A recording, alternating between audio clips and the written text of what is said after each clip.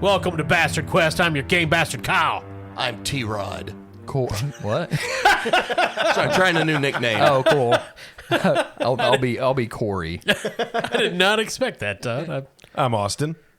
Welcome to Bastard Quest. Today we're playing, I guess I should have said I'm your lore bastard, because we're playing the One Ring again. The One Ring, in case you don't know, is the Lord of the Rings RPG from Thráin. Swedish pronunciation. It's No. Fria Ligan, I think is. Well, I think the Swedish No, it is. pronunciation is That's- Flagerberger, Flangerfurger. Right. No, it is Fria Ligan when you Yeah, I believe look so. at their That's correct. social Yeah. stuff. Do Swedish people know about the Swedish chef? They've got to, right? Sure, certainly. Everybody knows about the Swedish chef. He's their god.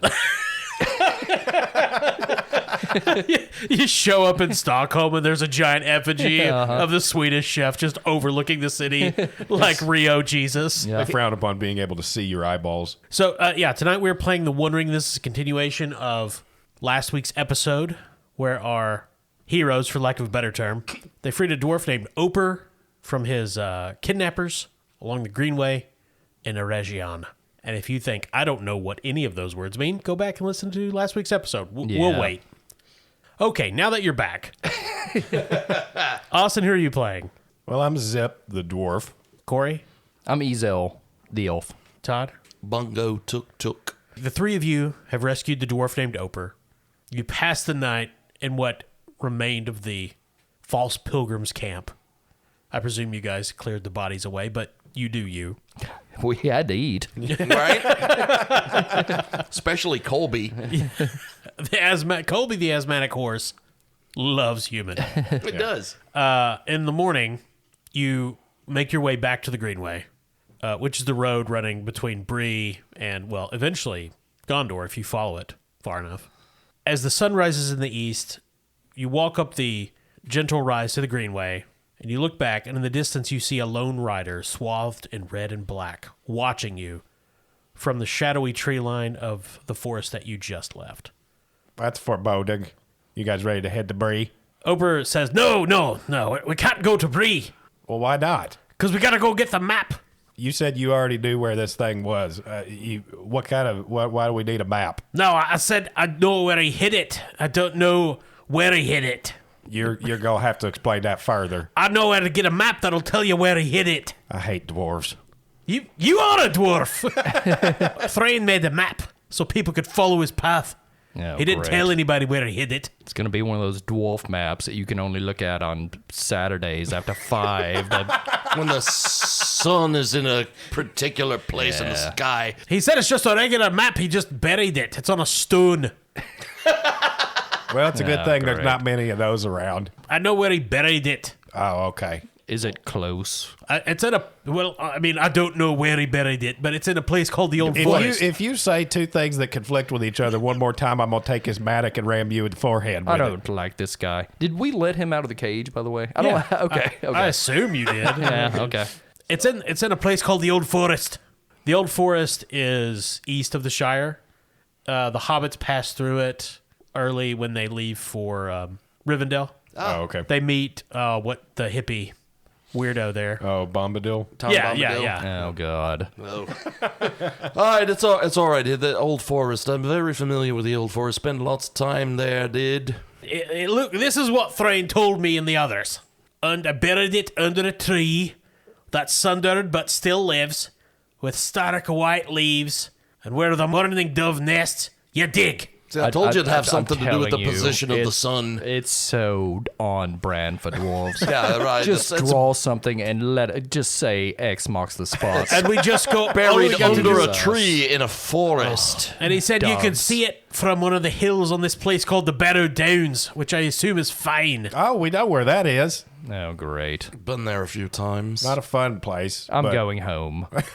I don't blame So you. we're going to go or what? Yes. Yeah, you just pipe down there. We're still leading the way. Now, does this actually count as like another journey phase, or is this is it pretty much? It is a journey phase. Oh, okay. All right. It will be a short one. I More believe of a that jaunt. the first journey we did was unusually long. I'm not sure. okay. But All right, come on, Colby. Let's go to the Old Forest. All right, Candy, pack your shit. Here we go. So there was a wagon back there. yes. I assume there were horses attached to this wagon.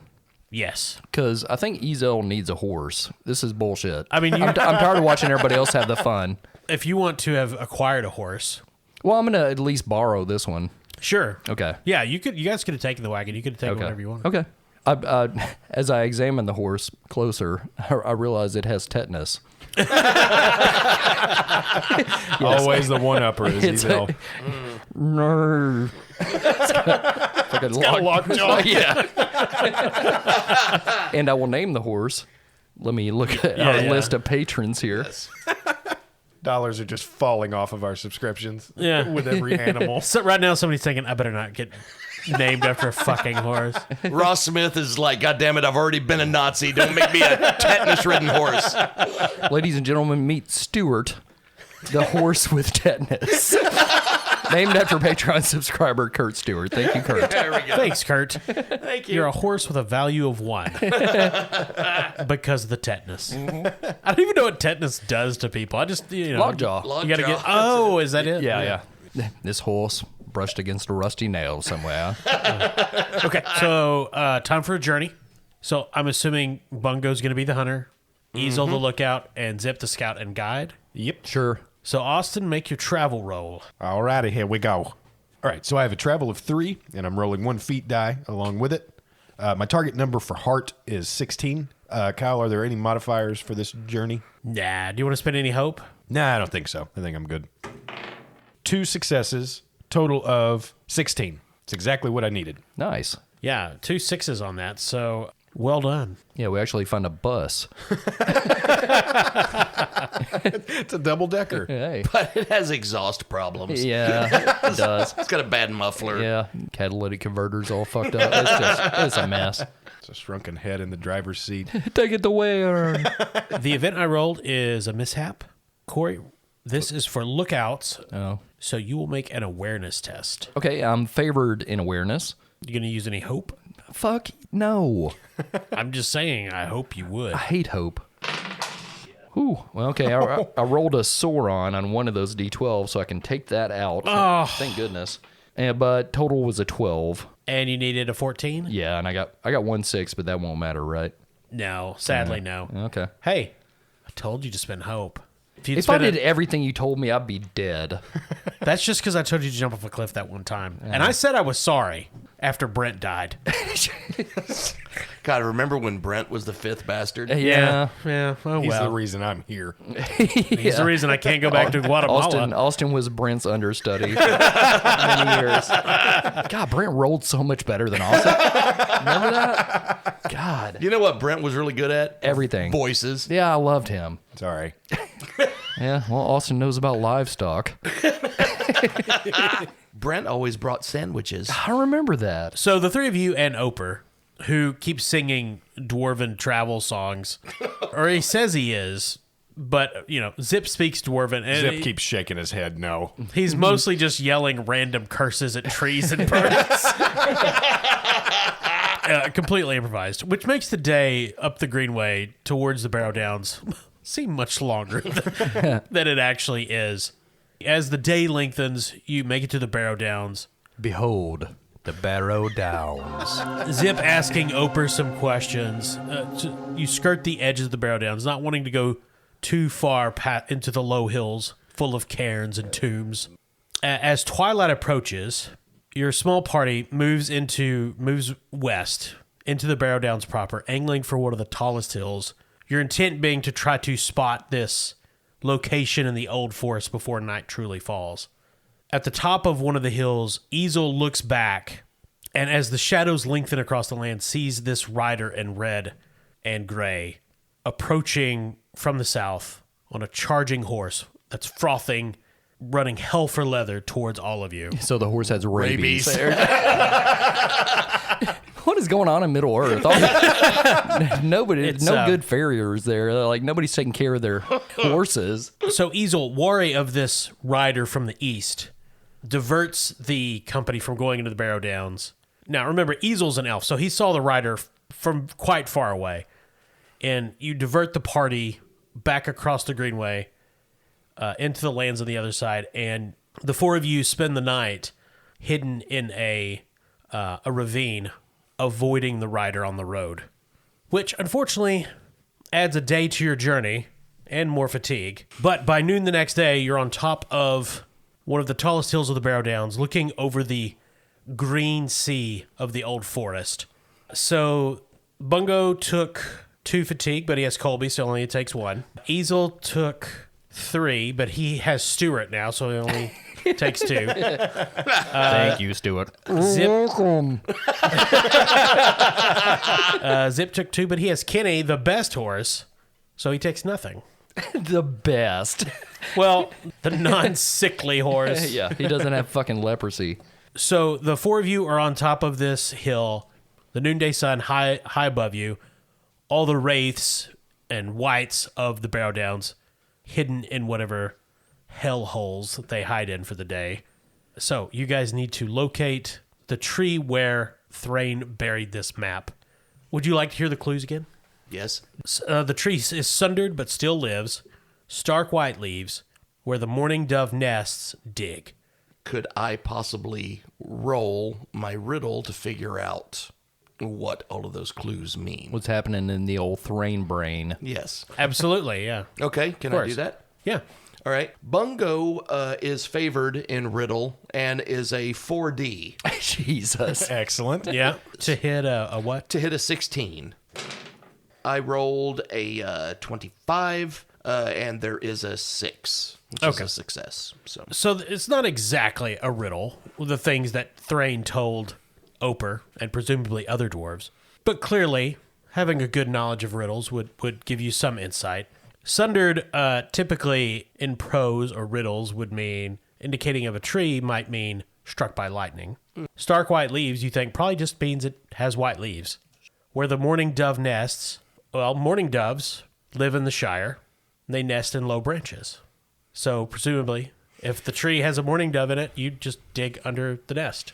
So we're looking for a tree, gentlemen, that has been struck by lightning. It has white leaves, and there's a mourning dove with a nest on a low branch. Shouldn't be too hard to find, I wouldn't think. If you want to start searching for that, I'll play a little tune on me recorder. We're good. Oh, God. Oh, please don't. I'll sing a song. No, No, get that fucking also recorder good. out right now. Fucking shut up. You shut up and start looking. You got the best eyes. I do that. I'll look. Okay. Also, Zip has a scan of 3. Oh, then you need to look. Okay. Because apparently my elf eyes aren't as good as yours. All right. Ezel had LASIK, but they fucked it up. Oh, yeah. Yeah, it's a hit or miss Middle Earth LASIK. He's the nearsighted elf. Yeah. Zip didn't have surgery. He just looks like Mad Eye Moody. Like, Oh, God. so I've got a scan of 3, so I'm rolling 3 6-sided die. I'm going to spend a hope and get 1 more. And here I go. Target number for wits is a 15. All right, I rolled a total of 27 with 2 successes. The 4 of you are looking out over the old forest, mostly green, but there's patches of brown, and the wind is blowing the trees. It's just this ocean of rippling green. But Zip spots just a small puff of white leaves, some distance from where you are. No one else notices it. Hey, looky there. It's the tree we've all been talking about for the last 2 fucking days. Well, the tree that I wrote my initials on when I was a wee boy, I was just telling the Hobbit about it. Are you telling me, hang on, not only did you hide the ring under this tree, It's a map under the tree. But who would put a ring under a tree? And That's we silly. discovered while I was talking to your dwarf friend here that it's also the tree where I took my sweetie Tammy on prom night. Oh, I hope not, because Thráin called it Bazdarak. Dwarvish for evil bad tree. I just called. Can we go to the tree? Yes, Please. let's. I hate this. All right, lead on, elf. It's a forest. It's your domain. Okay. So you descend this Barrow-down hill into the old forest. Easel, of course, is immediately struck by the fact that this is not a pleasant forest. This is an old wood. It's quite angry. These trees have the flu. No, he's right about it being angry because I remember back on prom night when I tried to get to first base with Tammy, everything got a little weird. The trees grow close together. The foliage above is a ceiling that blocks out the sun. Lots of gnarled roots make it difficult to walk amidst the trunks. The whispering wind and the ever-present feeling that you are being watched. All right, I want y'all to keep your eyes out for a bear. If you see one, I want you to shoot it immediately. Do not talk to it. Why would any of us talk to a bleeding bear? Don't ask me. I might talk to the bear. Just going to be honest. So who is guiding the group? I assume Zip is guiding everybody to what he saw. Yeah. What skill are you using? I've got a 2 skill in Explore. Yeah, I think that sounds like the appropriate skill. Okay. I'm going to spend 1 more point of hope. So target number for wits is still 15. Okay. Rolling 3d6 and a feat die. Ooh, rolled a 14. So Zip leads the party into the old forest. You guys are pushing through brambles and stinging nettles. Everything smells like rotting wood and sap. You hear chittering squirrels that just sound angry, squawking birds. And you wander for hours. The shadows start to lengthen. Even here, in the middle of the day, it's getting darker and darker. Could Bungo use his awareness? To Find the tree. absolutely. I'm not favored in it, but I do have a D2. Okay. So that's 1d12 and 2d6s, Yeah, correct? it's not terrible. Not bad. And I'm going to spend a hope. And so that's 3d6s and a d12. My target number is 17 in awareness. Bungo, tuk tuk. Did you just yell your name as a battle cry as you I rolled did. dice? Yes, I did. All right, that's 2 6s, so that's 2 successes. Wow. Total of 20. So you guys are a bit lost, and then a mourning dove flashes past Bungo's face, and his hobbit eyes follow it. Hey, Bungo! That's what it said, but none of these cretins speak mourning dove, unlike Easel, of course. Bungo follows its path, and you can just see a glimmer of white. Hey, fellas, I found it. The Tammy tree. Behold, the Tammy tree. The 4 of you make your way there, and it is this gargantuan tree that at some point was clearly struck by lightning, because there's this huge scar down the middle, and half of it is split off and fallen down and is covered with roots and vines. The other is still growing, but the leaves are all white. And there's the corpse, the skeleton of a hobbit girl that... No, I'm just kidding. God. Oh, no! Around it, the roots are heavy and almost black with age. You're deep in the old forest. Definitely Bungo never brought a date here. Says you. Bungo follows the mourning dove around to the north side of the tree where there's a large nest. And supposedly this is where you should dig if your interpretation of Thráin's words are correct. All right, dwarves, get at it. Dig dug. Obviously, the dwarves should dig. Yeah, they're good at digging, and that's what the only good thing they Well, do. yeah, I mean, it'll go the fastest. I promise you, this is where I brought me date Tammy. No, the elf is right. Like, hobbits and elves know shite about digging. She moved out to Shire. She lives in Canada now. You wouldn't know her. Even during this conversation, Zip has already been taking swipes at the ground with his mattock. What skill is Zip using to dig? Dig a pony. All right, so I've got a craft of 2, and I also have a toolkit which enhances my craft skill. That's one of my useful items, I think they're called. Yeah. And so what I want to do is use my toolkit to basically increase the scooping capacity on the digging side of this mattock and make it a more useful digging implement. Yeah, that's fine. I'm going to have a total of 3d6 here. I have a target number for strength of 14. Oh, and I'm also favored in craft. So I'm rolling 2d12. I rolled a total of 22 with 1 success. So Oper and Zip start tearing up the roots under this mourning dove nest, digging through the loam. The tree shivers as they do this. Leaves gently fall out. A wind whips through the old forest. And even with the dwarves working hard, it does take hours for them to dig. And finally, they're 6 feet down, and the mattock hits stone. Just look at them, Bungo, like pigs in slop. Have you ever seen anything so happy to be wallowing in the dirt? I've always heard about the prowess of dwarfs in the digging. It's been an honor to watch this. I wouldn't call it that. Well, it was fun right up until my digger hit stone here, and Zip turns around and kind of pushes the head of his mattock up against Oper's neck and says, well, where the fuck is this bap supposed to be? Why are you threatening me? Why are you getting all violent? Because the bap ain't here. Are you daft? What? Look at the stone you just hit, you shite! The stone is the bap? It's a dwarf map. Well, that's true. You guys put everything on rocks. Well, it lasts forever. Rocks. Just get the stone. We need to get out of here. All right, so Zip digs around the stone. How big is the stone? It's about the size of a manhole cover. Oh, okay. So you Oh, guys look, are, a burning bush.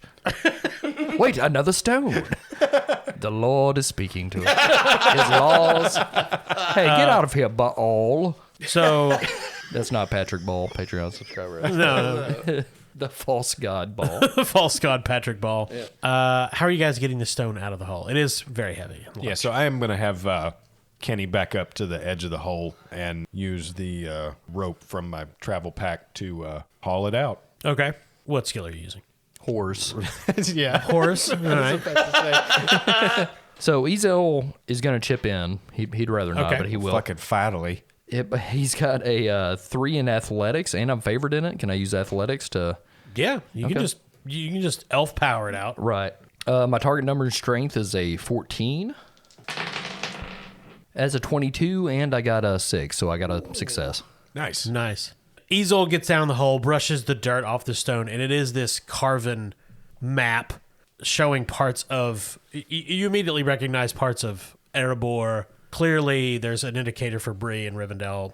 This says it's a map to another goddamn map. These fucking dwarves, man. Dwarves and their scavenger hunts. I'm telling you, buddy. Ezel gets it pushes it out of the hole. Everybody climbs out. Ezel's elven eyes in the distance can see the sun dipping below the highest hills of the Barrow-downs. A cold wind blows through the old forest. Bazdarak, the tree, groans and begins to move. Let's go. You guys all need to make awareness rolls. Zip has no awareness. If you fail, you are surprised by a tree attacking you. Right. If we make it, it's like, I would be. Thursdays, right? Yeah, right? Ezel is favored in awareness and has 2D. Bungo has 2D. He is not favored, but he's also going to spend a hope to get an additional D6. So Might as well spend it. You can't take it with you. That's what I always say about hope. That's right. Ezel's target number is 14. Bungo's target number is 17. And Zip's target number is also 14. I'm also going to spend a hope Okay. and give myself a D6 because there's no way for me to roll a 14. I'm not because I pay attention. Bungo tuk. Oh, my God. Well, I rolled a 3 and a 1. That's a 21 for Ezel. Oh, fuck off. Bungo's target number was 17. He rolled an 18. Bungo and Ezel are not caught off guard. Maybe this fuck. happened the last time Bungo was here. I remember this happened the night I was there with Tammy. He just never mentioned it. Tree tried to grope her. Oh, the old sexual assault tree. Those trees are handsy. One of them was a coach at Ohio State. Zip didn't notice. They though. cut that tree down, though. Well, I mean, after he ran for Congress. And won. 35 years in a row. So Zip cannot take part in opening volleys of the first round of close quarters. Zip's just staring down the hole still. What a great hole. Well, can I say why Zip maybe didn't notice? Of course. Okay, so as soon as he sensed something wrong, Zip he took a piece of parchment from his pack and started trying to make like one of those graphite rubbings of the map on the rock. I see. Okay, Indy.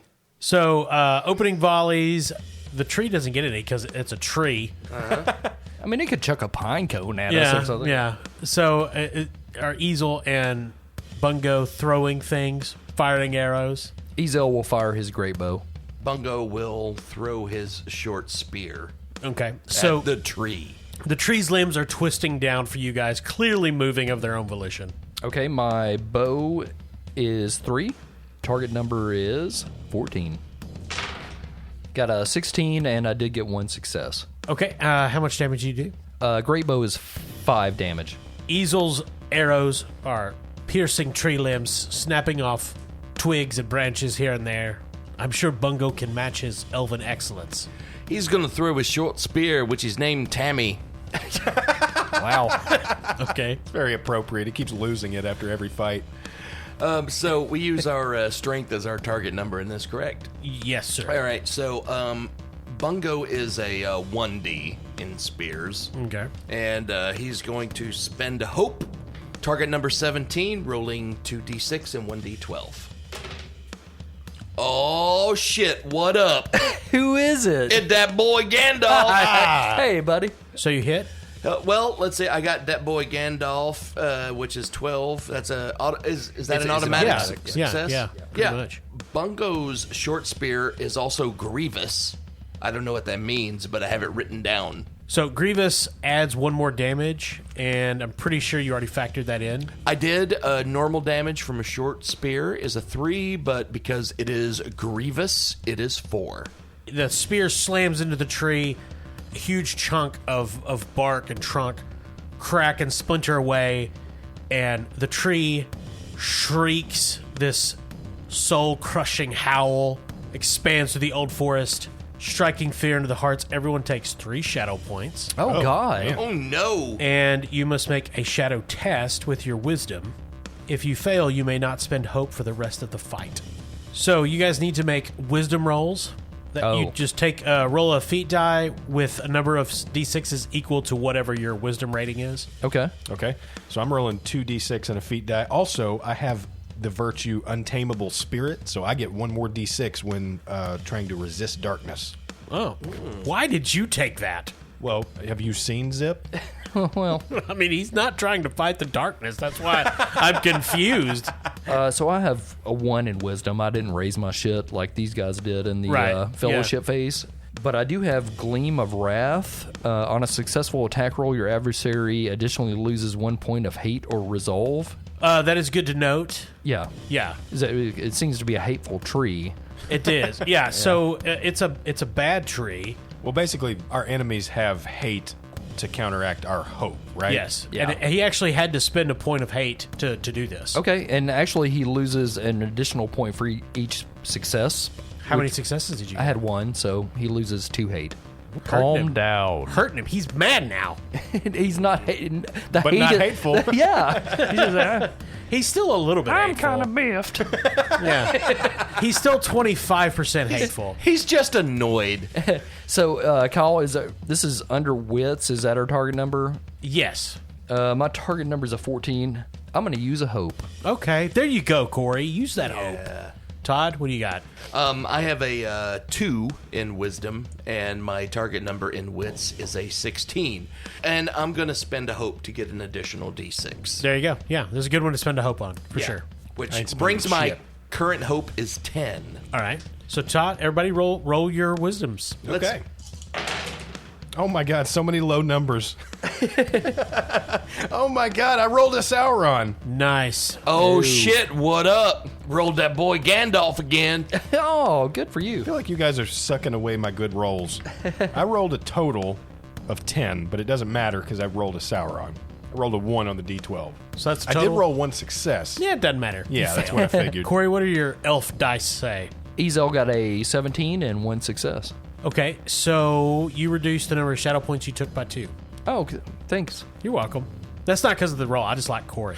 No, it's So does that mean if that I you- just take the full 3? correct. Oh, If okay. you make if your roll is successful and you have any additional successes, it reduces the number of shadow points you take by that amount. Okay. Todd, Well, I rolled that boy Gandalf, good job. which is a 12. And then I also rolled a 6 on my d6, so that's another success. Yeah, so you reduce it by 2 as well. So you just take 1 shadow point. So once again, Zip takes maximum amount of shadow. Yes. Yes, so I previously took 3 shadow points, so now I'm just down to 1, correct? Yeah, and I mean, Austin, since you rolled the Eye of Sauron, you're going to take another one. Oh, Okay. Cool. Now, also, you may not spend hope for the rest of the fight wow. because you are daunted. You know what? That's fine. I'm down to 9 anyway. What did you do to trees in a past life? I ignored them. Never mind. Much I like don't I'm wanna doing know. now. Yeah. Dwarves, the natural enemy of trees. Yeah, I hope this tree doesn't have a hole in the side of it. Because I suspect that's the answer. So it is first round combat. How do you think dwarves are made, Corey? Oh, no. LANC3 would love that tree. That Let me would tell have you, been fellas. a rock. Oper and Zip are still surprised. So, stances. The tree is A vogue. forward. You know, Ezel probably would. Yeah. Yeah. Todd, stance. I will go forward. Okay, yeah. Because remember, right now there is no one in forward. Yes. Because your tiny juggernaut is staring around, stunned. I'm feeling pretty good about attacking this tree with my short sword. Okay. My attack, because I'm forward, my attack rolls gain 1d, but all close combat attacks aimed at me also gain 1d. Yeah. And my combat task is to intimidate the foe, which is my awe. Perfect man for it. Yeah. Yes. Gotcha. Now, Corey, you can't actually go into rearward, as is your typical raison d'etre. Yeah. Because there will not be two adventurers in close combat stances right now. Okay, Ezel's gonna be defensive. Okay. Don't make fun of my hair. Come on. So, Todd, you're forward. I am. You can go first. He sure was towards Tammy.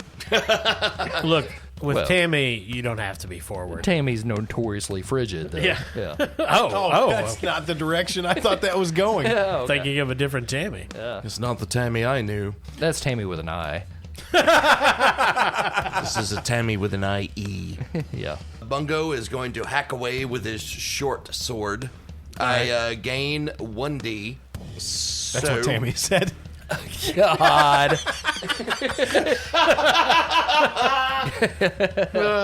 Okay, so in swords, Bungo is actually a 2d, so plus 1d for being forward, so he is rolling a d12 and 3d6.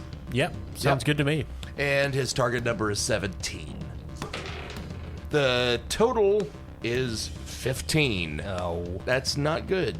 Bungo's hacking away at roots, wood chips flying through the air, the trees groaning and limbs twisting closer. Corey, you're on defensive, right? Yes, sir. What you doing? Ezel is yet to use his spear. Oh, has that not happened yet? His great spear. Yeah, he's always bowed. So, He's always bowed, folks. yeah, so get ready for great spear. Okay. I have 2 in spear. My strength target number is 14. Okay. What about your hope? I don't care about hope. I will never care about hope. Got a 14 exactly with 2 6s. Nice. Nice. So the spear is actually flaming. Now, you're defensive, correct? That's correct. Did you reduce one of your die for being on the defensive? As far as you know. No, I didn't. I'm gonna, yeah, sounds like a no. So do you want to reroll? What I meant to say, Kyle, is I got a 8. No, I'll keep the roll because I fucked up. That's fair. Yeah. Okay. This is why I don't use spears. Yeah, so you're stabbing at the trunk of the tree, chipping away at it, hacking with the spear, which is turns out not designed for It's just chopping the wrong down trees. tree. I'm just hitting another one. It's a totally different tree. Just looking down at you. Hey, man, not cool. Damn that LASIK doctor. I'm actually hacking at Bungo. The limbs descend towards Bungo and Ezel. Well, let me see which one we hit here. That is Bungo. What's your parry, Todd? Bungo's parry is 16. Damn. 16. We hit it. That is 19. Yeah, Oh. rolled a 19 with a 10, so it's a piercing blow. Kyle, real quick, in defensive, I have a combat task of protect companion. What does that mean? So, defensive action, you could have done that instead of attacking, Oh, I see. and you would roll battle, and if you succeeded, any attacks against, for example, Todd, Yeah. Bungo, would have lost 1d. If you'd rolled any successes, for each one of those, they would lose another d. Okay. So you could have saved Bungo's life here, but it's probably going to die. A tree limb slams into Bungo. He is knocked across the forest for damage. And that's endurance, right? Yes. So that knocks me from a 21 down to a 17. Pretty tough hobbit, though. Yeah. And I misspoke. That is not a piercing blow. That is a seize. When Bungo lands, vines wrap around him and restrain him, dragging him to the earth. The hero can only fight in the forward stance, making brawling attacks. Seized heroes may free themselves by spending a success icon from a successful attack roll. So, Bungo is being restrained by these vines. Ezel is hacking away at a tree with a spear, which again, not designed for wood cuttery. Oper is just looking around going, oh, it's a fucking tree! What the shit? What do we throw? We throw boots at it! He's taking off a boot to try to throw it. Oh, great. Uh, Uh, I would imagine at this point Zep has looked up. Yeah. Zip is just making this rubbing of the stone map. He looks up to see this horse come charging out of the tree line. Oh, no. On it is a rider in red and black, this heavy, ornate helm on his head, and all Zip can see is those red eyes glaring as this horse charges down on him. Zip lunges out of the way. This gauntleted hand comes down, sweeping towards Zip, grabs the stone map, and escapes into the night. Well, shit. It's a good thing I made this rubbing. Round 2. So the rider's gone? Well, I mean, you can still see him. He's riding away. Okay. So, round 2, Zip is back. Hey, here's Zip. Thank God. Here's Zip. This famous tagline. Time for Zip. What stance is Zip going to take? I assume we can't have 2 forwards. Well, of course you can. Well, then absolutely. Yeah, have you not Everybody seen can basketball? God. Are you not aware of basketball? Yeah, there's no center in this game. Yeah, there's no limitation on forward. You could all be forward. That's Zip's default stance. Yeah. Well, Zip, would you like to lead off? All right, well, let's get the bungo out of these roots here. Get the bungo. Zip's going to start hacking at the roots that are pulling bungo toward the tree. I just want us all to be on the same page that the little hobbit bungo is restrained by these vines that are, normal forest tree vines, and you're using a mattock to free him. I mean, it's got an axe on one side. I know it has an axe. That's why I just want us to be clear that when I have you decapitate Bungo, you saw it coming. Oh, no. I'm sorry. I'm thinking of, cutting off the vine between Bungo and the tree. Okay. As it's dragging him toward it. That's why I'm glad we're on the same page. All right. Because I thought you were just, slamming an axe I'm just gonna swing at towards this his wad. chest. I mean, I'm going to stab bungo. Corey, I knew you Not were. even in the auspices of this fight. Okay, so you're going to try to separate him from being dragged to the tree. Yes. I see. Okay, that's fair. All right, so my axe skill is 3. My target number for strength is 14. So I'm rolling 1 feet die and 3d6. He can't spend a hope. I cannot. He cannot. He's daunted. Yeah. All right, I rolled a 20 exactly with 1 success. Ooh, good. Nice. I like that. What was your D12? It was 11. Just one away from that boy. Yeah, but that adds piercing or whatever your effect is. It does. Good Should call. be- yeah, should be a So piercing I blow. have a keen mattock, so anything above a 9 or above is a piercing blow. So I'm also dealing an injury to this tree. What's your base damage? Base damage is 7. The difficulty number God. the difficulty number for an injury is 18. Wow. Yeah, fuck off, tree. It puts those spider webs full of worms in it. It has armor 4, 17. Austin, would you like to describe how Zip destroys the Bazdarak? Yes, I would. So Zip was getting more and more annoyed while he was trying to concentrate on making this rubbing of the map on the stone, and this tree just kept making more and more noise. So when the rider, drove, ran by and picked up this stone and ran off with it, well, that was just the last straw. So Zip hops to his feet, runs up, leaps off of one of the roots of the tree, and dives at this knot-looking thing in the center of the trunk, and just plunges his mattock into it with a ah! And that's where the tree brain is. Yeah. Dwarves mad for all the wrong reasons since the Second Age. Yeah, there's this crack and the tree splinters. The original lightning damage just widens and half the trunk just collapses back into the forest. And to Easel's elven sight, that of course can see somewhat into the spirit world because elf, it is as if some vengeful spirit has been dragged into the void. But at the same time, a single teardrop comes down because tree. Well, it's Yeah. sap. Yeah. It gets on Bungo. No, I do not have sap in my eyes. Oh, a tear out of your eye. That is Oh, okay. Yeah, elves are tree friends. I thought Yeah. you meant out of the tree. Yeah, sap in the eyes of elves is a hurtful stereotype. It's true. Silence returns to the old forest.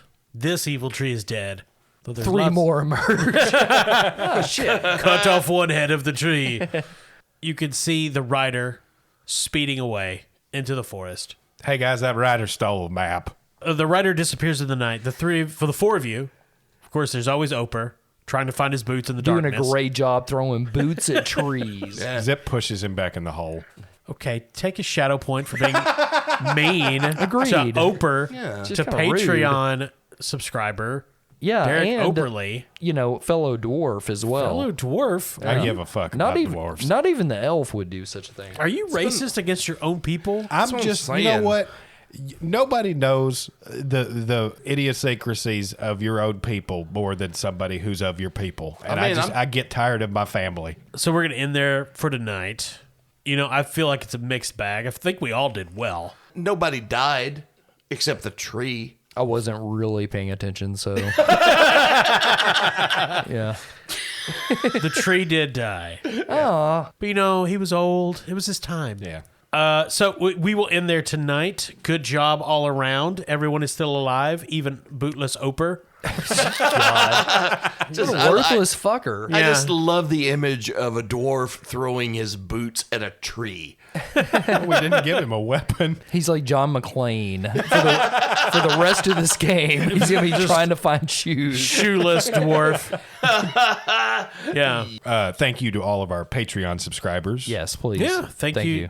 Of course, Oper based on Derek Operly. Patreon Yeah. subscriber. Yeah. And Stewart the horse is now Stewart, Yeah. Kurt yes. Stewart. Yeah. Kenny, Well, the yeah. okay Yes. horse. Yeah. And Colby, the very sick horse. The asthmatic horse. And Yes. the- But we're also starting, strangely enough, we're picking up patrons from outside of the Paducah Metroplex. Oh, yeah. Well, the writer from the East, based on Steven Ryder, Patreon member, he lives in California. And we got like Florida and Louisiana. We appreciate everyone. Chechnya.